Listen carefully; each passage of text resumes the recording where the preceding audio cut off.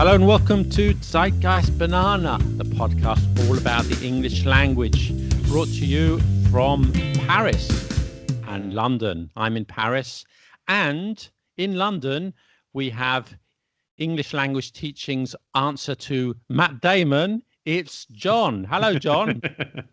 Hello, Gideon. How are you doing? I'm fine. Do you like that, being called the English language teaching's Matt Damon? I do, Super K. yeah. But Yeah. I'm a bit worried about your obsession with Matt Damon. I mean, in fact, we haven't done a podcast for a good few weeks now, and I'm concerned that maybe you were over in Hollywood having some socially distanced parties or something with the likes of Matt. Well, it's just that you always remind me of Matt Damon. I guess it's like that's the reason. And I think actually, strangely enough, I was in Hollywood and I did speak to Matt Damon, and he is known as the John Edwards of Hollywood. Wow. So yeah, so it works both ways. Wow. Okay. Well, I'm intrigued to know why I'm similar to him. I guess it's from the Bourne Identity, right? Because I'm like James Bond. Yeah, exactly. Moving on. So the podcast last time, if you remember, was about coffee. And this time, so I didn't tell you, you don't know what it's about, do you? This time it's about, John, do you know what it's about? No, I don't know. I'm completely in the dark. Is it about ice cream? No, it's about tea. Ah, fascinating tea. History of tea. Yeah. Oh, okay. Yeah. It is fascinating. Lots of stuff. With being British people, we should have done that first, not second. It comes after coffee. It should come before coffee. You say that, but now Britain is a coffee drinking nation. More people drink coffee than tea now. Official. Wow. It's official. The statistics say that. Anyway, I do have a little bit before we start the podcast on tea. Well, we've started, but I've got a bit of feedback on the podcast we did last time on coffee. Mm-hmm. If you remember, John, I talked about a Swedish experiment, the first ever clinical trial. I'll remind the listeners, if you haven't heard it yet, that they did an experiment. Gustav III, the King of Sweden, did an experiment. He had identical twins who had been sentenced to death, and he told them, we're going to commute your sentence. One of the twins has to drink tea and the other has to drink coffee every day for the rest of their life. And he wanted to prove that coffee was bad for you, and the coffee drinker, he suspected, would die sooner. But as it turned out, both the doctors doing the clinical trial in the 18th century, this was the mid 18th century, both died. And then the king died, and the tea drinker lived to be 83 years old. And what I found out doing a little bit more research is about Gustav III. I just thought this was a bit interesting. It's not really about coffee or tea. Gustav III of Sweden, one of the comments I got on this was he was assassinated. Really? Because of tea? Or... No.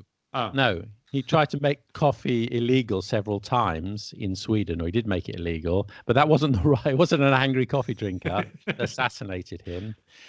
It was for a different reason, a political reason. He was shot, and this is why I think it's a good idea, if you have the idea, to live in the 21st century and not the 18th century, because he was shot in the leg. Okay, not very particularly badly. And he carried on government for a couple of weeks. And then the wound got infected and he died. Oh, dear. Do they know why they shot him? Yeah, they do, but I won't go into that as all political reasons of 18th century Sweden and things. Right, we'll do that another time.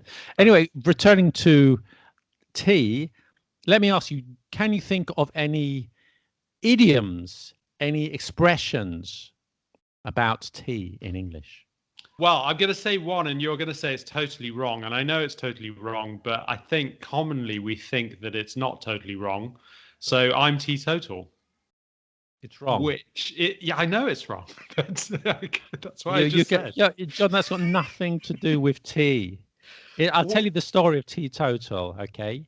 Teetotal means total abstinence, because it was a movement to encourage people not to drink any alcohol. And one of its leaders, one of the heads of the organization, whose name I forget at this moment, had a bit of a stammer, and he used to say, instead of total abstinence, he used to say total abstinence. So that's how the word teetotal got into the language. Yeah, well, I think Nothing that's to do with tea. It's just the same. It's a homonym, same well, sound. yeah, but it is very interesting, isn't it? Because I think most people, and you know, because you're well informed and you've probably looked it up and didn't tell your students things like this, but I have definitely told students in the past that it's because of just drinking tea totally, which obviously. John, why would you misinform all your students? Why would you even do that? Why don't you do some research? Just Google it and you find the truth. It's not even spelled TEA. Yeah, you're right. You're right. You're right. So Yeah, spelled, yeah. I take it back, all of my students. I really apologize. You should contact them all now. All right. All right. I John, think I will. I've only told 3, I think. John, we're going to move on from teetotal because it's completely irrelevant to the subject. All right. Do you know any other tea idioms? He said angrily. Do you know? do you know any other tea idioms? Tea idioms? Not really. The only thing that's actually coming to my head is like a little rhyme. So it's time for tea for two. But that's not an idiom, is it? Yeah, I'll tell you some idioms. I think you do know them. Maybe it's too early in the morning. It is. In fact, I drank a cup of tea this morning, but it doesn't have caffeine in, so maybe it didn't wake me up. Or tein, isn't it? It's not caffeine. Yes. Well, anyway, have you heard It's Not My Cup of Tea? Oh, yes, of course. Yes, tea. That's the most obvious one, isn't it? Me. Yes, yeah. Not my cup of tea. That's a very good one. Exactly. I'm sure everyone knows that one, but maybe I'll give an example. Do you want to come with me to see the death metal concert this evening? House of Hell. Yeah, that is my cup of tea. No. Oh, okay. If you don't like death metal, you say, well, that's not my cup of tea. I prefer classical music, really, or something like that, wouldn't you? Another idiom, a storm in a teacup. Oh, yeah, I like that one. That's a good one. What does that mean then? So it means that you're making a big deal out of something when you shouldn't be. So, yeah, you're kind of creating a problem out of a small situation. It's similar to making a mountain out of a molehill, isn't it? Yeah, exactly. Yes. So don't exaggerate the problem. It's only a storm in a teacup. It's not people exaggerating. And the third idiom I have, which is much less common, admittedly, but I like it. It's not for all the tea in China. Yeah. Not for anything. Yeah, I haven't heard that for a very long time. Is that a kind of an old school? I think it's a little bit old school, but yeah, I like it. I like it. It's very evocative. So I say to you, for example, do you want to do a parachute jump with me? He goes, no. I got a fear of heights. I wouldn't do that. Not for all the tea in China. I mean, no way. There must be a phrase connected to the Boston Tea Party. No taxation without representation.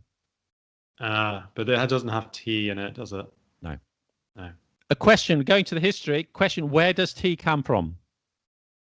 Your test. China. Yeah, correct. Yeah. More or less. There were little bits of India, like China, Tibet, and northeast India as well. I had a bit of a clue from your last idiom, though. Yeah, it's true. I'll tell you, you won't know this. I'll tell you the legend of how tea drinking began. It was when, in 2737 BC, Emperor Shennong, he was sitting in his garden, boiling some water, and then a tea leaf fell into his cup. And he drank it anyway, and he thought, yum, yum, that's good. And the rest, they say, is history. Not sure about how true that is, the veracity of that. Yeah, it sounds a little bit vague, doesn't it? I'll return to the history in a moment, but let me ask you, how do you drink your tea? I drink it relatively strong, but only with a dash of milk. My question is, do you use loose tea or do you use tea bags? Oh, that's a good question. I use tea bags, but I use the kind of tea bags that are compostable, so they don't have any plastic in. I do insist, though, that loose tea is better. I'm not saying I never use tea bags, but loose tea, you get better quality tea with loose Mm, tea. mm. Mm. Yeah, no, very much so. I think, and also you get more out of it, don't you? Or you can measure it yourself, can't you? Certainly in terms of your volume and how much you want. Yeah. And I'm going to ask you about that because you're English. So am Mm. I. uh, in spite of what people say, I'm English. You're more English than me I'm, in many ways, am in I? fact. Why Well, is that? I just your turn of phrases sometimes. I Oh, mean, okay. I thought you were going to say you were born and raised on a hill farm in Swaziland or something. But that make you more English. uh, no, you. So Oh, meaning that me? you're. No, Yeah. no, no, no, no, no. Swaziland was my great, great, great, great, great, great, great grandfather, maybe. So loose tea. How do you make it? Do you want to know? Do you know how to make it? The best way to make tea? I've made a video, by the way, on Let Them Talk TV. Anyways, not many people watch that video, but I did make a video Okay. explaining the best way to make a cup of tea, English Um. way, traditional way. Okay. I probably wouldn't know. I refer, if you're not sure, George Orwell Hmm? wrote a little piece about how to make a cup of tea as well. He did it very Wow. well. Okay. Yes, you can find that on the internet. Anyone out there listening wants to read a nice essay by George Orwell, search Mm. for How to Make a Cup of Tea by George Orwell. Okay. Ah, And he makes some good fantastic. points. The English like to use black tea. I know if you go to China, Japan, and many parts of the world, they drink green tea, but English like to use black tea. Mm. Yeah. And black tea is the type of tea, it's made to take a bit of milk. Often I have it black actually, but it is made so that it takes the milk. The green, of course, green tea you'd have to be an idiot to put milk in green tea. No, don't do it. It's completely ruin the taste. But black tea is in fact made to take a bit of milk and it can enhance the taste. The problem I think in Europe with your Italian, French, or France is they use bad milk. They use UHT because tea is a very subtle drink, and if you're using good tea, you need good milk. It must be fresh milk from the chilled cabinet in your supermarket, not coming from a brick. It must be pretty good quality milk if you're going to use it at all. Okay, then Yeah. you'll see a little bit will enhance the taste. But I think it is a matter of taste, isn't it? Because I mean, obviously, you can find good, nice quality milk in Italy or France, can't you? So, but it's just habit, isn't it? And it's kind of you perhaps culturally you don't have the habit of doing it, so therefore it seems a bit wrong in a way. To an extent, yeah, there is a lot of truth in that. Like I say, you can put milk in black tea, but green tea you can't. But returning to the tea bags, tea leaves thing, use good quality tea leaves. People forget the that good water is very important to get good tea. Yes, and Lu Yu, Chinese, wrote a treatise on tea in the 8th century. Do you know where to get the best water from? Not London. Not a London tap water. No, he said from a mountain stream. The best water for tea comes from a mountain stream. Wow. And Yeah. if you can't get that, use river water. Although, frankly, I'm not sure I'm going to dip my teapot into the Thames or the Seine. No, I probably wouldn't do that either. I mean, let me ask you this question. As you are a born and bred Londoner, Yeah. so the water in London is quite hard, isn't it? In terms of the fact that it has quite a lot of lime in it. Yeah. Yeah.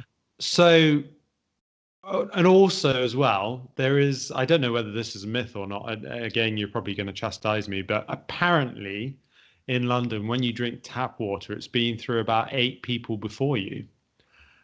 So bearing in mind it's hard water and it could have been through 8 people before you, do you think it makes a good cup of tea? Well, not really. No, I think it's perfectly okay to drink. I drank it all my life. It's perfectly okay to drink. But if you want to have a better cup of tea, you wouldn't use the tap water. You can soften the water by using something called binchotan. Have you heard of that? No. That binchotan is like it's a Japanese word, and it's kind of like a charcoal stick. Oh, okay. Yes, I know And what you mean. you put it in the water, and you can leave it there for like 12 hours, and it sort of softens the water. And it's really effective. It's better than buying bottled water just for the waste, all the plastic that we use up. So if you can get some binchotan to soften the water, I think it's a really good way to go. Okay. Well, that's a good tip. I was in fact thinking about getting a water jug with binchotan in. So I didn't know it was called that, but yeah, that's what it was. Moving on to the tea. So you have a teapot, you have tea, you have good quality water. You put the tea leaves in the pot, and then the water at 100 degrees. With black tea, you can use boiling water or almost boiling. With green tea, you should put it at lower temperature. But we're talking about black tea. We're talking about English tea because we're English today. So, yeah, you can put it at almost boiling into the teapot. Perhaps put the water in first to warm up the teapot, and then the tea. And don't put the tea leaves into anything other than directly into the teapot. Tea should be free. It should be let loose into the teapot so that the infusion spreads around. Okay. So you would obviously, you'd have to have a strainer though, right? In order to. But why? I never use a strainer. I don't know why it's necessary to use a strainer. If even George Orwell said this, not only me, but occasionally a tiny leaf of tea, like grain of tea, will get into the cup. But so what? It's not gonna kill you. But usually, if you pour it in the right manner, it's not going to happen anyway. So I just don't bother with a strainer, frankly. Right. No, fair enough. So you just chew on leaves, right? And leave it for 8 minutes. Okay. Before pouring, leave it 8 minutes. Okay. So that's important. Often the problem is the understrength of the tea. Leave it 8 minutes and then pour. Okay. I feel as if you'd have to do all this if you're having tea with the queen, but otherwise you can be a little bit more flexible, right? No. Okay. No, I mean you can always take shortcuts in life. You can always have instant coffee if you want, but then you're going on a one-way path to horribleness. To hell. Yeah. Okay. Yeah. Then you don't have a leg to stand on. No, you can always take shortcuts in life. Fair enough. Don't read the whole book, just read the summary on the back, Yeah. Take time to get the pleasure. Well, but I think that's probably the important lesson, isn't it? That drinking tea properly lets you enjoy the moment, right? Yeah. And I think that's important in this modern world. And the whole process of making making a good cup of tea is nice. Therapeutic. Yeah, therapeutic. That's right. Right. So this is why you're so relaxed. Is that right? Something like that. Okay. I'm going to give you one or two more curious items from the history of tea, if you want. Yeah. Do you remember last time we talked about coffee, and we said that in the 18th century, England was a coffee drinking country with all the coffee houses around, 6,000, if I remember correctly, 6,000 coffee houses in London in the 18th century. So really, coffee was established a long time before tea. However, they started drinking tea, and one reason, or they think that the reason, is because the wife of Charles II, Catherine of Braganza, she loved tea, and she made it popular in the court, and that spread around the aristocracy and then the rest of the country. Yeah. So was that Charles II? Was that the one that came after the English Civil War?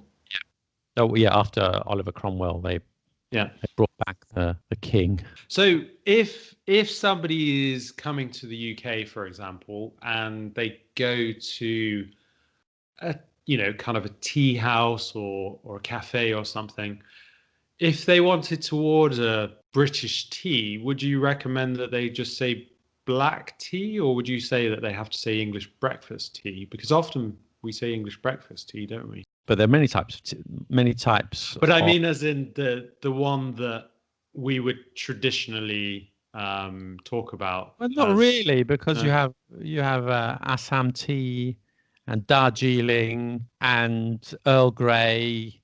There are lots of ways to drink black tea. But I mean, whatever you like. Yeah, sure. So those are just different flavorings, aren't they? Really? So, I mean, for me, I would normally just go for English breakfast tea.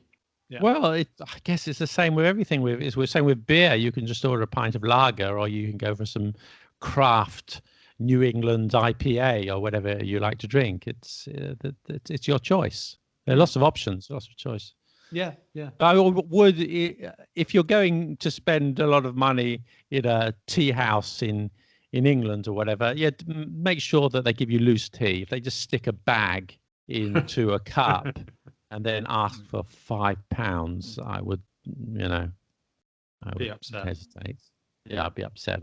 Yeah. By the way, returning to the English language and tea, which is what this podcast is all about. Did you know there are only two words? More or less only two words for tea in all the languages in all the world. Wow. Do you know what they are? Tea? Is one of them. Good. Cha? Yeah, exactly. Brilliant. Exactly. Look at that. And all of Western Europe says tea except for one country. Western Europe. Do you know what it is? Which one? Which one in Western Europe doesn't use tea? Yeah. It says cha. I'm not sure how to pronounce it. Oh, that's a curious one. Holland? Cool. Netherlands? No, it is Portugal. Oh, really? Portugal. So the reason is that tea and cha are both Chinese words coming from the same Chinese character. However, the way it's pronounced is different in different parts of China. In Mandarin and Cantonese, they both pronounce it cha in the Chinese way. I can't do the Chinese accent. However, in other parts of China, I think it's in Fujian, it's tea or something a bit like that.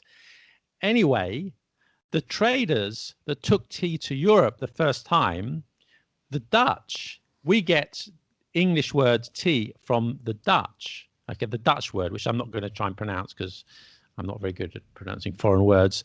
We get it from Dutch, and most Western European countries get their tea from Dutch traders. Okay, so they use the word tea, or the variant on tea, like té in French and té in Spanish.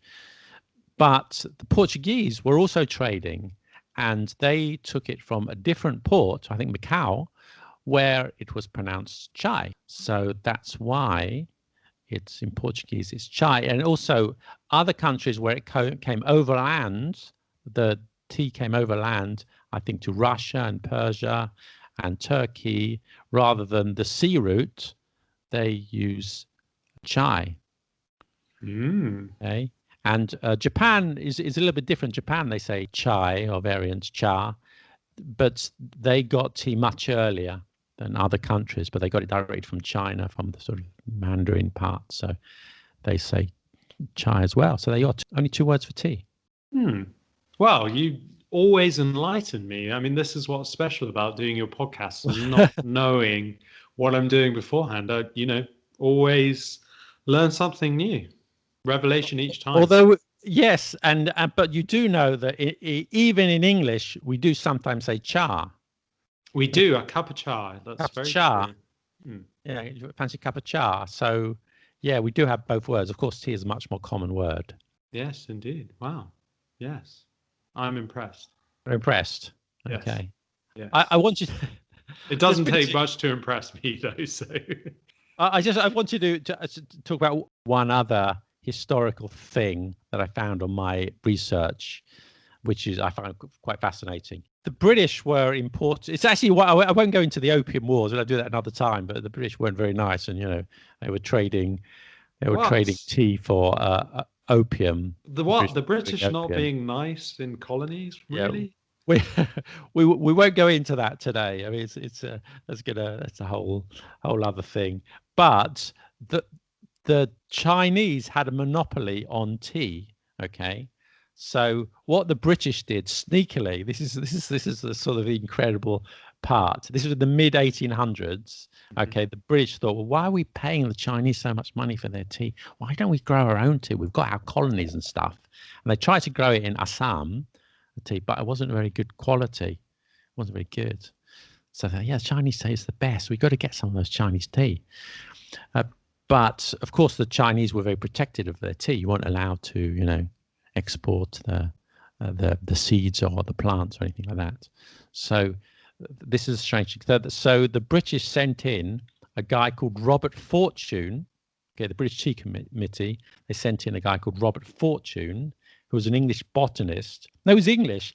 And the strange thing is, he went undercover in China. He disguised himself as a Chinese merchant. Oh my God. And he traveled all around the country, and he was learning about farming and the techniques. And then he stole some tea seeds and some sample plants and then brought them back. And then the British were able to plant the good tea in India. Wow. I mean, how could an English guy just go to China and pretend to be a Chinese merchant? Well, yeah, speak the language or not perfectly. I didn't look Chinese. That is curious, isn't it? I mean, I'm very surprised the Chinese didn't spot him, but perhaps they didn't care. Or I don't know. Curious, yeah. I don't know. One of the early James Bonds, you see. Yeah. Very, very good. So that broke the monopoly on Chinese tea. So after that, India started making tea, and then Ceylon, and even some other parts of the world like Kenya get tea. And do you know there are only 6 ways to make tea? Do you know what they are? I think it probably wasn't a good idea to ask me, was it? We have black tea. That's the English like black tea. In many parts of the world, they like green tea, but you can also have white tea, yellow tea, oolong tea, and pu'er tea. Those are the 6 types of tea. Okay. Well, they all come from the same plant, but you can process it 6 different ways. What's white tea? White tea, I think it's made from the buds, and it's about the oxidation of the tea. I won't go into the details, but I think it's important. But the pu'er tea is interesting. Pu'er tea is like a cake. That's how it was originally made. Pu'er tea is like it's a fermented tea, and it's like a cake. It can actually last for years. You can keep it for years, and you break off a bit of the cake and you make the tea. I have some. I make it from time to time. It's quite good. It's got a stronger taste. And the interesting thing is, back in the day in China, these tea cakes, in some parts of the Chinese Empire, they were used as currency, as money. Wow. Yeah. Tea money. In England, tea became the choice of drink for breakfast. As you know, a lot of people had tea. That's only from like the 19th century, because tea was quite an expensive drink until then. Then the price came down. But do you know what they drank before? Muddy water? Well, often people would drink beer or diluted beer for breakfast. Strange now. Yeah. And people wonder why we have a reputation for drinking. Yeah, because the water was maybe not so clean, depending where you were. You couldn't drink tap water, so you'd have another beverage. So, yeah. So, John, are you going to take my advice and drink loose tea from now on? I'll give it a go. Do that. It'll enhance your life. I think it will. I mean, I'm probably not going to do it every day, but I will give it a bash. Just for you. Do that. Let us know how it goes next time. I will. And, John, remind the listeners your podcast. Yeah, sure. So my podcast is called English with Monty. It doesn't have as many nuggets of information like it does in Zeitgeist Banana, but it is a very excellent podcast. I'm slightly biased, but I would say it's much better. Okay. But you've got a special guest on this time, haven't you? Have I? Yeah, me. Sorry. I forgot for a second there. I forgot for a second there. Yeah, I don't know why. Okay, so listen to English with Monty podcast. Listen, of course, to Let Them Talk TV on YouTube, our YouTube channel, and catch you next time. Yes, see Bye. you soon. Take care. Bye. Bye.